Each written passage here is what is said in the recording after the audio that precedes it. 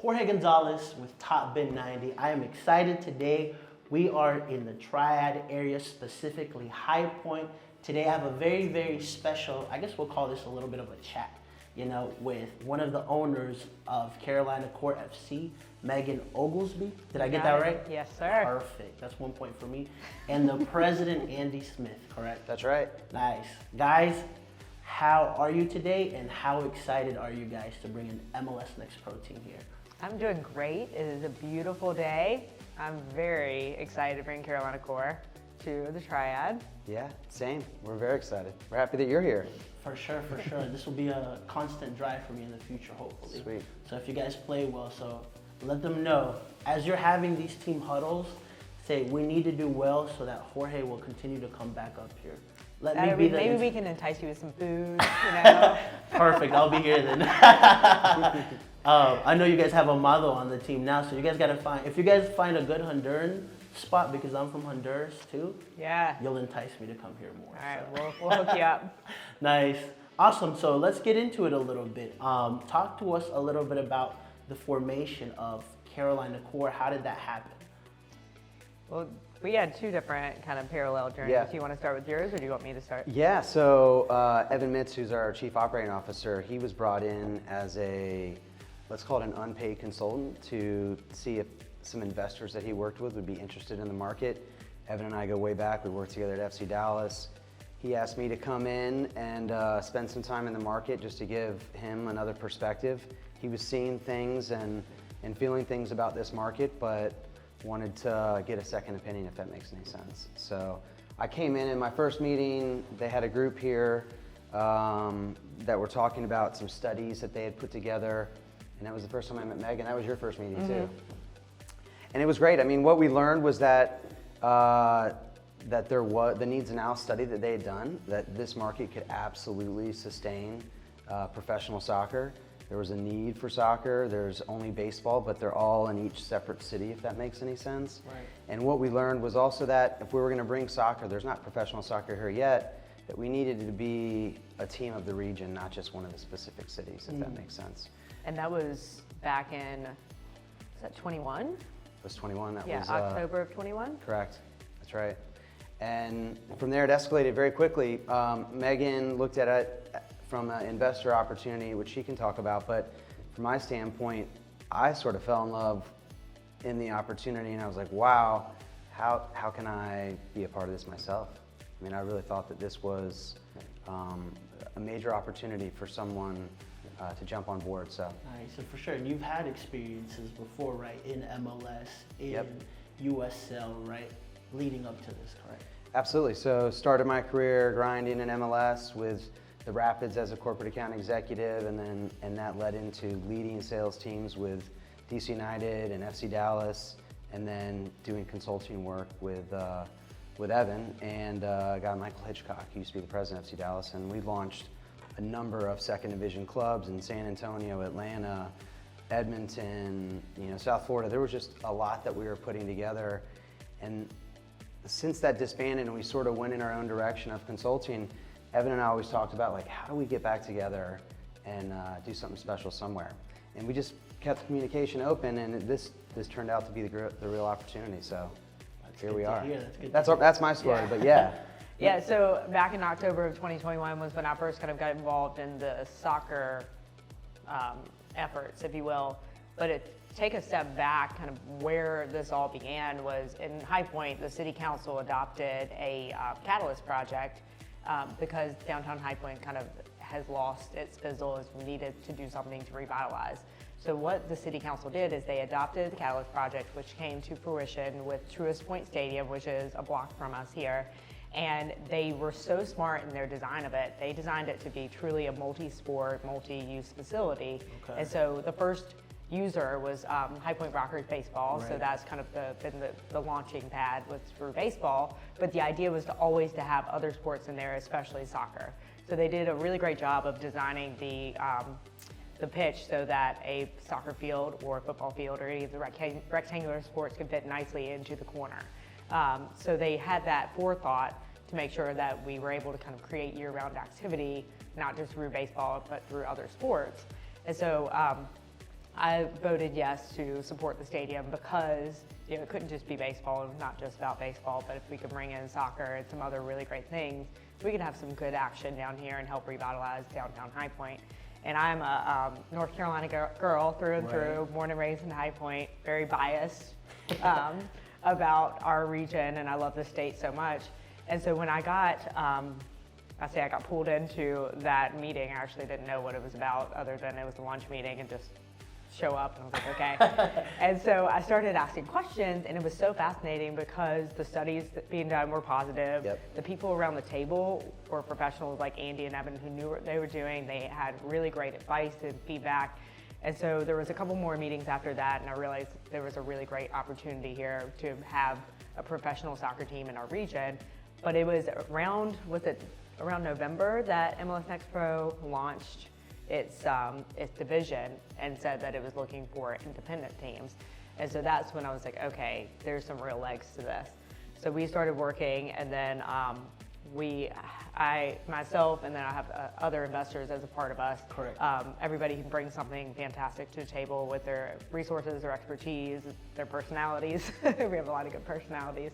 And we decided to hire Andy and Evan to help us go for the expansion. So we actually took a risk to hire Andy and Evan before getting the expansion, but I'm so glad we did. So between our really strong leadership that had a great plan, great expertise, our stadium, and our region as a whole, so what Charlotte FC and Crown Legacy are doing down south of us is a great thing. I mean, it shows that the Carolinas are ready for soccer and they have an appetite for it. Very. I mean, look at all your followers, right? Yeah, they love for it. sure. And then we also have so many really great youth clubs. I mean, North Carolina has this rich history of soccer. I mean, look at UNC Chapel Hill being the first to have varsity women's soccer. Right. And all of the legendary women that have come out of there. So it's been, I don't really necessarily lead with soccer. Like, I love soccer as a vehicle for opportunity, and then of course from a fan experience, it's so enjoyable. For sure. Talk to me then more about, that soccer culture here. You grew up in the area, correct? What do you see in that High Point Triad area culture? Oh my gosh, people love soccer. They do. And every time I talk to somebody that has kids, they're going every weekend to for soccer games and tournaments and practice on the weekdays. And then we've seen a ton of people from this region go and support Charlotte FC. I mean, it's been really cool to see our whole region rally around our team down there. And so since we launched back last November of 22, the official Carolina Core FC with the league, we've had so many people get very excited, and most of them were asking why we weren't launching in 23 versus 24. But we've got some really good momentum, so I'm ready to get on the pitch. Aren't we all? That's right. Nice, that's awesome. In terms of the name and the colors, how did that come about? I'll start with the name. It was a tough process trying to figure out what we wanted to name, and there was a lot of choices, a lot of options. Triad was obviously, because again, regionally was important rather than saying High Point or Greensboro, Winston-Salem. It was like, what is it? And it was a similar time where we started to see from an economic, and Megan can talk further about this, but economic development in this area, NC Carolina Core is an organization that sort of combines all of the different economic groups from the different municipalities. And their focus was on viewing at the region as a whole, right, and coming up with a new name. When people say Triad, I bring up Triad, people think we're in Raleigh, or when you talk to people outside the state, and this is a very national league that we're playing in, right? So we felt like North Carolina or Carolina needed to be in the name and try and figure out how they came together. And it was really an aha moment. Once we saw Carolina Core, we're like, that's unique. We like that, and it's an early adopter. A lot of people that even live here at first were like, we haven't heard of that enough.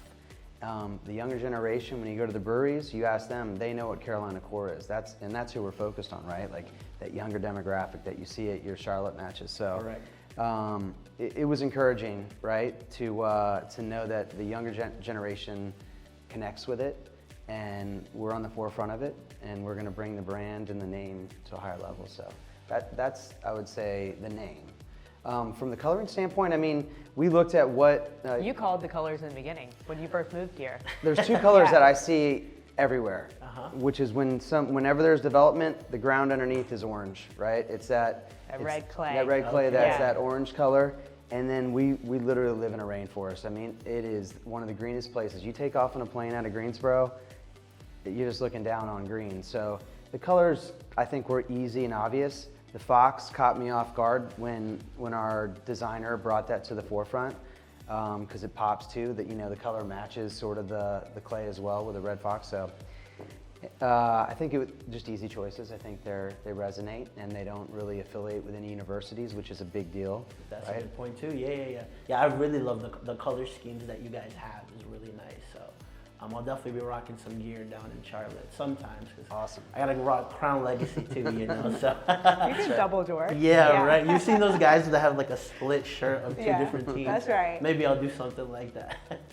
Speaking a little bit about that younger demographic, one of the things that I really love that you guys are doing is you have a foundation as well, right? Where, you know, I guess soccer in the U.S., from my perspective growing up and seeing it, has been more of a pay to play to get an opportunity to actually, you know, make it somewhere. But you guys are investing also in the youth. Why is that important to you? So I think it's a long-term play, right? When we look at the teams in Major League Soccer who we want to try and model ourselves at under scale, the success is the ones that started with development at even the younger age groups. You look at FC Dallas and Philadelphia Union, who've sold some significant players, right? And that's part of this game. Right. They started that a long time ago. That didn't happen overnight. I would say you could even take upwards of 10 years, but they have players that started with their program at age 10. You can look at Ferreira, like he was 9 years old. Yep. I was in Dallas and watched him play. It looked like a team of little Messis just knocking it around, but they flipped it upside down. They put some of their best coaches at the younger age groups to make sure that they developed, you know, those core capabilities that are relevant. And then from there, they nurtured them, and you know, it is a business, right? There is a business of developing talent that it can become self-sustainable, right? Correct. If you sell a player, then the money goes right back into the non-pay-to-play entity, right? And it just keeps happening. And the bigger idea is that we want to make sure that there are no barriers, right? It's just who have the ability. Right. And so many times, and especially at this level, it is very expensive to be an MLS Next. Yeah. It's, you know, someone say $10,000, $20,000 a year. You're taking buses, you're taking planes to be able to play in these MLS Next tournaments. It's just not, it really isn't for everyone. It's really tough. Yeah, So, I mean, I remember like scenarios growing up, like some friends I had were very talented, but they just didn't have the resources, right? Or they would go on teams and the parents would be mad because they're benching their kids and they're paying and he's not, you know, so it's like, it becomes like an awkward situation, right? Yeah. So anyway, the goal is to remove that barrier and just focus on developing talent. And so next year we start that. We have a U13, U14 program, and you know, Eddie's putting together the team, Eddie Pope. So, which we can get into a little bit more. But yeah, it's fantastic. We got the good group putting it together. Yeah, and what's exciting about, so we've got the pro team, Carolina Core FC, as part of MLS Next Pro, so that's one entity, and then affiliated but separate is the Carolina Core Foundation, where the MLS Next Academy, those youth teams are under. Okay. And what's really exciting to me is, you know, some of these players that'll come through us through the academy, and it's not replacing any of our existing youth clubs. Like it's just creating this gap in that player pathway. Is that some of these players that come to us could then go on and get a full ride scholarship to college for soccer because they had the development under our academy. And I'm really excited about that. I mean, obviously, if someone to come and play for our pro team, if you know, they get selected, that'd be great. Or maybe they go down to Charlotte or elsewhere. But not having that barrier, right? Like, one of the things that we care deeply about is upward mobility. So using this as a vehicle to enrich the lives of everybody that comes to and through us. So we talk about player development a lot, right? Like, so yes, we want to make sure that the players get developed on the field, but also it's about our technical staff. It is about our front office staff. It's about everybody that wants to use this as a learning opportunity to develop themselves and then hopefully go play for a first team or go work for, you know, Charlotte FC in their front office. So I'm really excited. We've got some amazingly talented young people that are already on our front office staff that I can't wait to see where they go. And even Roy Lassiter and Amado, like, I can't wait to see what they do with us, but then, like, what are they going to do next? Yeah, for sure. So talk to me about, I guess, specifically getting Eddie Pope here, right? You know, a guy that's originally from the High Point Yeah. area, right? I mean, he went to UNC, right? So how'd that conversation come about, and how did you guys get him here? Because that's one of the impressive things that we've seen from like Charlotte. I'm like, okay, on the sporting side, you guys are having some really, really significant names coming here to High Point. Yeah. Yeah, so Eddie's an interesting story, just knowing that he is the greatest player to come out of, I would say, the state of North Carolina, much less High Point. He needed to know that this was coming, and so through one of our advisors who knew him and played with him in MLS, we just asked that he just made aware of it, and how would he want to be involved or not involved, right? It was really just respect. We needed to respect that this is Eddie's town, this is where he came from. He needed to just be aware of it. And I think our hope was that he would just like come to a couple of our events. Yeah. And, you know, sign Okay. just say some nice words about us or something, Yeah. you know, like, and next thing you know, he literally, the first meeting, he set up a presentation and pitched. He pitched us on taking over And the I wasn't in technical that side. meeting. Yeah. It was just you. It was me and Evan. Yeah. And I was, I was going through the motions, but I was sort of laughing at myself, I'm like, is this really happening? You're like, he's pitching us. Eddie's pitching us, and we're like, when do you want to get started? It was fascinating. Yeah. Well, it was funny. It was surreal. After It was surreal. they had that meeting, we had a meeting the following day or something. They were like, "You're not going to believe this. You know, Eddie really wants to be involved." And I was like, "Okay, well, what do you mean?" And they're like, "No, he wants to be the sporting director." I was like, "Oh, okay." And then he came into town a couple weeks later, and obviously his record speaks for itself. I mean, Right. he's very decorated, but he is so smart. He's such a great person. Like, he has such high integrity. He's a family man. He was a really great player agent for a reason. He tells the truth, even if it's hard. So he's just kind of one of those people that, I mean, I'm just grateful he was born and raised here. And we pinch ourselves a little bit, but he said to me, he's like, "Megan, I never thought I would be able to move back home and do what I love." Wow. And so that's another thing too, is like Right. thinking about creating access to opportunity. This is for Eddie too, right? Like, this is his team, and we're really excited to be a part of it with him. So he's definitely one of our key components to making this thing happen. But he's a rock star. We love that guy. And the talent that followed him, Right. you know? Yeah. I wanted to Like, get into that a little Because bit. they respect him and they trust him. Listen, no one was more excited to see Amado Guevara Yeah. an hour away Yeah. from Charlotte than me. Like, I was like, I grew up, like, I'm from Honduras. I grew up Yeah. watching this guy, and I'm like, okay, Oh, whatever yeah. event they do, we'll be there. So And he's so great. Yeah. And his wife and his kids are precious. We're excited to have them in town Nice. too. Roy as well. Yeah. Oh, absolutely. And then Andy Williams too. Yeah. Yep, Andy as well. Yeah. What a crew. Yeah, so what are you guys noticing from these guys? Obviously, you mentioned that, like, family man. Talk to me a little bit more about Roy and Amado and Andy as well. I think the most interesting is that they are just real people, like there's not much, the egos, I mean, you always have to have some ego of having the amount of success that they've had, but you have to pull it out of them. Like, they don't need to talk about their successes. They're focused so much on what we're gonna do next, Wow. right? So what they've done is great. Like, that got them, maybe to this opportunity, or other opportunities that got them to this opportunity. But Correct. they're truly just focused on building a team that can compete. Ideally, having some players that we can move to the next level, and having success. I mean, I think they're driven, right? They're just driven Yeah. by And success. they're really collaborative. They work so well together. They have great discussions. They're willing to disagree with each other, but like, it's just very fascinating to watch them talk about Okay. their philosophy and their strategy. And then just working with you guys too. I know y'all have technical meetings every Monday and dive into that. So They're just, I mean, just open, and you can tell they're just going through it. They're grinding it out. They're just here to make a successful team. Nice. One of the things that Charles, the MLS Next Pro president, mentioned was that, like, their values really aligned up with what you guys were trying to do here. So could you kind of go over that with us? Kind of like, what would you say are the values of Carolina Core? yeah. You want to take that one? Yeah, sure. So we believe in putting our people first, right? So we always want to, the no egos thing, trust your teammates, work hard, play hard. I mean, we really believe in being a group and doing what's best for everyone. Obviously, a little bit of, like you said, a little bit of confidence and ego is a good thing, but at the end of the day, we're all in this together, and we want to do it so that we can help get our players to the next opportunity. And so they really believe in that, right? Like they want to look for that untapped talent. Like Andy Williams is so good at just really watching, and he watches a lot of games. So he's really good at kind of picking up on, okay, this person could use a little bit more whatever skill set they need, and then they could, with the right work, get them to the next level.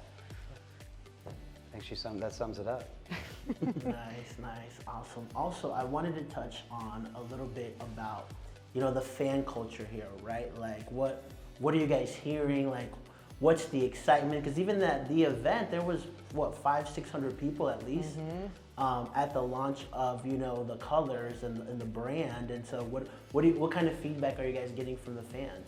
I think what we're seeing is in line with what we want, right? Like we want a mini version of what you see in Charlotte, what you see in Atlanta, what you're seeing in the South, right? It's a party and there happens to be a game that's taking place, right? In the middle of it. There's a pre-party, there's, where they come hours in advance and fill up these bars and restaurants and outdoor areas that we'll create. Then there's the game, which is also part of the excitement and celebration. We're gonna have a beer garden on the field. So sort of back behind the player benches, so anyone with a ticket can go back there. But we wanna have a supporter culture, right? That's important. We're working to cultivate those relationships with those that wanna be in that area and that, that big section behind the goal. Okay. And then keep it going, right? Like when I've gone to Charlotte games and when the game's over, they just go back to the bars and keep it going. So that's what we want. We want to see a microcosm of that, right? We don't need 60,000 or 30, we just need 5,000 people ready to go and have a good time and fill this place up. And what's really cool is our stadium is set up so nicely. There's not a bad seat in the house. And like you said, every ticket gets you down on the pitch for the beer garden, so you can do that. The stadium also has a playground within the stadium. There's a splash pad within the stadium. And then there's tons of restaurants and bars around us. So there's a little bit of something for everybody. Like it's super family friendly. Like people can come with their young kids or they can come and just be ready to party. And it's gonna be a blast. Nice. I had a question about the stadium, but you kind of answered it. That's great, It's like kind of a good family environment too. Like you get the party side and you can also get like the family side. Now talk to me also about, what is it, 2 years now, I guess, into the formation of this, like, what are some of the things that you've learned, maybe some of the challenges that you've seen that you are kind of overcoming that maybe you didn't expect? Oh my gosh. I'll say the fact we gave ourselves 2 years and we are using every bit of it. Just things take longer, right? Yeah. Getting the deal done with MLS took a long time. There's just, a lot of lawyers in this world. The stadium, the upfits. Like, I think the best decision we ever made was giving ourselves the amount of time to know that we could make changes, right? And like for example, the logo, it took us a while. Like we started and tried to build it locally and we just couldn't get to a place, and we in the end went to Matthew Wolf and we just said, we got to do this, we got to bring in the expert from outside. But that, if we didn't have the time, like we wouldn't have ended up with this logo, the logo that we all love and cherish. So time was relevant on so many different spots along the way, that if we didn't, it could have been hurried. And because of that, we have over 50% of our, our reserve seating is already sold out. And, time is the enemy, right? Every day is one day closer, and we want to get to that sold out number and all those sort of things and make sure that the party's ready for it. And I think the challenges were that things took longer than we had expected each time, but we had the time for that to happen. Nice. I think for me, it's just how much is involved. I mean, there's so much that goes into launching a team. And we're just at this MLS Next Pro level. I couldn't imagine what it took Charlotte FC to launch their team. And so it's just been fascinating, and I'm grateful for the team that we have and everybody's expertise around the table to keep things moving forward. But it's really, there's just everything from picking out the logo to negotiating contracts with our partners to, all of the different things that go in. And everybody is playing a critical role in keeping the ball moving forward. So yeah, that's part to me. And then every day I learn something new about soccer, like the business of soccer, that just blows my mind. So that's always fascinating. I love that, nice. Talk to me also about maybe the diversity in culture here. You're noticing that with the coaching staff. Amado speaks Spanish, right? Like, what do you notice about that in High Point and that diversity, bringing it into the team as well? I think we are intentional, right, in how we look at it.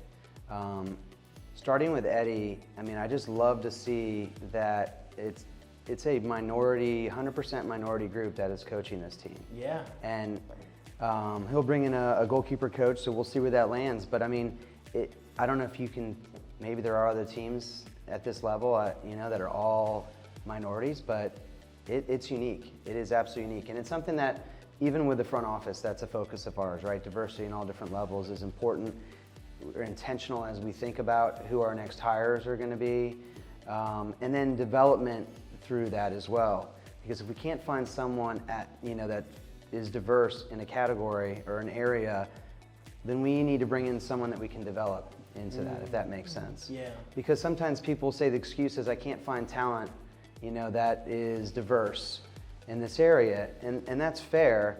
So we need to find a way to get people there, because our goal is to move people on, and that's not just on the player side, it's also the front office. So we want to bring in talent that we can develop and can have opportunities to go somewhere else where they're looking for it. Yeah, and a lot of times when people talk about diversity, obviously they mean diversity in color, but Right. I look at it more as diversity in culture, right? Me too. Soccer is the Yeah. international sport, Right. the international, Yeah. we're an international city. And actually, North Carolina is one of the top states in the U.S. for people moving into the state. Right. And then I'm gonna probably, I know it's upward of 80 different languages that are spoken here in High Point. So we have a lot of immigrants Wow, coming in. that's a lot. And so, yeah, it's a lot, different dialects. So it's very fascinating, but so Roy Loster, he played in Costa Rica for a Right. while, so he actually speaks fluent Spanish. In their household, they speak Spanish. Andy Williams is from Jamaica, and so they have they were speaking a lot of Spanish. We had a retreat this past weekend down at the beach, and they were speaking Spanish, so we played some sand soccer. Okay. And it was so fun to see the technical staff out there with us. And I played a little rec soccer as a kid, but I'm no Eddie Pope. It was great just to see us all out there, and the range of ages and experience and background was so fascinating. But I think that's what makes us jive, right? Okay, yeah. How's your Spanish coming along? No bueno. No bueno. How about you, Andy? Say? No bueno. Oh man, you were in Texas too? I know. Well, we got to sign up for some classes. I could survive. I could survive in a Spanish-speaking country. Okay. Nice. Actually, Matt Finley, one of our investors, he studied abroad in college in Mexico. Okay. And so he's got some stories, and he's working on his Spanish a little bit, so you might have to quiz him sometime. Okay, perfect. I'm gonna just talk to him in Spanish and see You what should. happens. Yeah, do a little quiz there. You're from Honduras? I am from So I've been to Honduras. Roatan Island. Oh, nice. It's beautiful. Yeah, beautiful. Beautiful, beautiful, That's beautiful. perfect. Yeah. And I survived. You did. Okay. All right. So Cerveza. I might quiz you after this. Yeah. So we'll see. All right. My next question to you guys then would be, looking at like 5, 10, 15 years from now, kind of looking at it from, I mean, it's very difficult to imagine it then, but what are you most excited about leaving this project? Not that you're going anywhere, but like in terms of putting into the foundation of a team that's starting from the beginning, because this is a very unique experience, right? I mean, for you, it doesn't sound like it is that much because you've done it so many times now. But you know what? Like, what would you like to leave Carolina Core? So there's a few things for me. One, we're starting traditions, right? So traditions are a big part of soccer culture in this country. And when we meet with Major League Soccer and talk about supporter group, like traditions is where they lead. And we need to figure those out. What are the traditions that, along with our fans, when you come to our game, what do we do? What do we do that's different? What do the people look forward to happening, whether it's in the game, before the game, Right. after the game, when they come and serenade the fans? Like, what are the different things that we're going to have that are traditions that we were here to help create, if that makes sense, along with the fans? And the next big one for me is, where are all the people? Where have they gone? Where's our front office staff now? Where are our players now? Yeah. I want a player that played for us that suits up for name the country, right? For different countries. Say Liverpool. Yeah, and Liverpool. and big clubs. Yeah, big clubs. Yeah. So I think the legacy of what did we create, and did we get it right on on the field in the fan environment, but did we also get it right with the players and the front office staff that we actually we did what we said we were here to do. So I think if we focus on what we see the future, I think we'll get it right. Love that. How about you, Megan? Yeah, so having us be a real part of a career pathway and people wanting to come work for us because they know in 2 to 3 years they're going to have the next opportunity. We really have that dialed in from the player side and the front office side. That's what I want to see. Like, I really just turn and burn, high turnover so that our people can leave the nest. I'm a mother, so I'm like, I'm thinking through all like of my children, and I'm like, development. go Okay, fly. that's perfect. MLS Next Pro is perfect for you. That's right. That's right. Yeah. Nice. And then I guess looking forward to more of the immediate. I mean, I remember like the inaugural game for Charlotte FC, seeing 70,000 people there. Like I grew up in the city, and it was like someone mentioned this in an interview once that like a soccer team in the city really brought in that last piece of kind of the people that I never connected with basketball or American football, but I loved soccer, and seeing that in my own town, I felt more represented, like more proud to be from Charlotte because of that, right? And so that was something that a feeling I had. Like, do you guys have any sort of feelings going into that very first game with thousands of people there, a project that you guys have put in so much work and effort? Like, what are you looking forward to there? I mean, I'm just, when our players score that first goal, and the burst of energy and excitement, that's what I cannot wait to see. And I was just thinking about what Mark Penley's response to that would be. He's like, I'm excited to win. He's all about winning. I'm like, Mark, we're also developing people, so we might lose a little bit too. He's like, no, we got to win. And of course, Roy Laster is on board with that too. So, but yeah, just the excitement of getting behind our players, especially celebrating the wins, but also supporting them in the losses, because that's going to happen too. So yeah, just the energy. Yeah, for me, I just have a vision of what the whole day will be like for the fan, and I hope it lives up to it. I really have high expectations for what the city becoming alive. Is there a march into the stadium with our supporters? Like, all the things, again, a microcosm of what you see, at Charlotte. That's just all part of the soccer culture in this country, right? And we want to bring that to this city, and I just can't wait to be sort of in the area where they're not the ones that are standing and cheering, but they're looking over and they're seeing something they've never seen before, which is sections of people that don't sit down, are cheering, going crazy, smoke bombs going off, just a very different vibe than what they've ever seen at a sporting event, because it was brought here to them, if that makes sense, and they haven't gone to an MLS stadium. So I hope it comes in full force. I love that. I do want to touch also on, just next door, in Charlotte, you have Crown Legacy that just came into MLS Next Pro, finished top of the East, a team that's doing really, really well, right? You guys see that as a rivalry? Have you already started nudging at these guys, anything like that? Because you know what, I love that. That's one of the things. I love seeing these rivalries kind of start to form up, and I mean the team's doing really well, Yeah, so. they are doing very well. Yeah. So we're in contact with Darius Barnes. We love what he's doing down there. But yes, we see that as a great rivalry, and obviously with it only being an hour and a half away, it can be really easy back and forth. I think the key is I want our fans to travel, and I want to see I want to see us overtake their stadium. A lot of red boxes in that Crown Stadium. Okay. We'll see. But yeah, no, I think that'll happen. I think Nat, it's set up for that. But first, we're friends, right? And there's a lot of collaboration. Nah, forget that. Eddie, I'm just kidding. until we kick off soccer ball. Yeah. But Darius and Eddie are boys, and so it's all been very good so far. And that's the other cool thing about the league too, right? Yeah. So with MLS and the MLS Next Pro, we all have equity in the league. So we're all in this together. So their success is our success is their success, and every team across the board. So yes, when we're on the pitch, we're enemies, but off the pitch, we work together to make the quality of soccer better. That's awesome. Yeah, like what you mentioned, those intangibles. I think one of the great things of seeing Charlotte FC in Charlotte is the byproduct of the people that have met. Even our channel grew because of Charlotte FC, right? So there's just things that you don't know Yeah. that are gonna happen just based off, something that you create or that you bring to a city. So I'm really excited to maybe have this conversation 2 to 3 years from now and seeing kind of the progression of what you guys are doing. Maybe let's have this interview after we've crushed everybody in the championship. Okay, I Yeah. like that. I'm gonna just put that clip. No and leave pressure, it. Eddie. I love that. And then I guess my final question to you guys would be then, like, I guess the fans and from outsiders looking in, if there was one word that you would want them to take away from what Carolina Core is, what would that be? That's a good question. One word. Or a sentence, or something. A feeling, Belonging. Okay. Just want them to belong to something. There's nothing like that's here right now. I like, And that's so a really good word. We're trying Yeah. to bring it.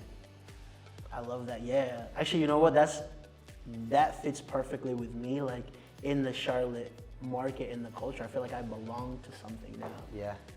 So nice. All right, Megan. That was a good Can word. I steal his? I'm gonna borrow that one. No, that's really good. I mean, I just keep coming back to development, right? Like, I know that's not really for the fans. That's more internal. So Yeah. his is external and internal too. But I would say internal, just like kind of development. Like, really excited to see like how everybody progresses within our club. I love that. That's actually like the word I have for like our team at Top Bin. 'Cause from the outsiders looking in, they're like, oh, you get to talk to players, you get to do this. And I'm like, that's cool, but what I really like is the people that I'm bringing on and seeing them flourish through writing, through videography, through opportunities that maybe they just wouldn't have gotten just yet, but yeah. like we're kind of that bridge, Well, it's like our vehicle is soccer, your vehicle is media, Yeah, right? for sure. Like you're creating access to opportunity through all of the things you're doing. Correct. And so, that's what we are too. Nice. I love it, guys. Yeah. Thank you so much for today. Appreciate it. I'm excited to be back for that first game, to see that goal. I think I'm going to have like a special camera on you when they score to see Hopefully what I don't happens. have a drink in my hand when I throw it in the air. Andy, Don't do thank it you next so week. much, Appreciate it. guys. Well, this concludes today's episode, guys. Thank you so much for coming on. All right, thank Thank you. you.